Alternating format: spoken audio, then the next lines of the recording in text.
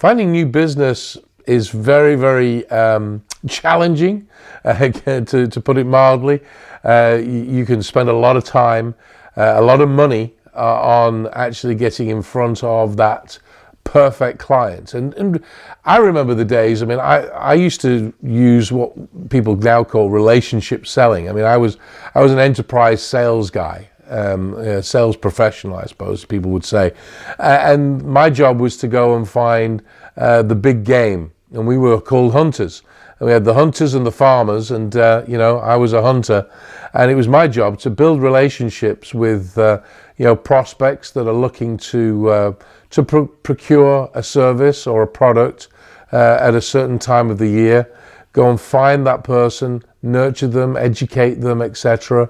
But it's become more and more challenging to be able to do that because, as I say, incumbents are getting better at brick walling themselves in, but you need to at least position yourself as the organization as somebody they need to look at when it is time to send out that RFP.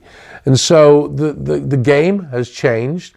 As I said earlier, the prospect has become the hunter. They go and hunt, and the sales professional really is more of an educator, and that's where the sales and marketing side have to go hand in glove, because you need to go and fish where the fish are, we like to say, and so we have to go and find those big prospects, and then educate them on why they need to be using your product rather than the competitors or the incumbents.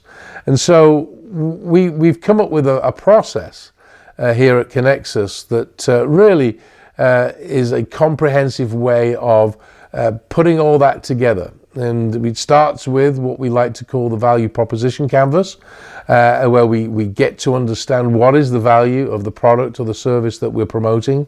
And then we put the messaging and the tactics together so that we can maximize on the actual targets that we're going to be putting these messages in front of. And it's not just a one-hit wonder.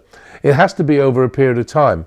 The old adage says you need to hit somebody 8 times before they actually really start to take notice of you.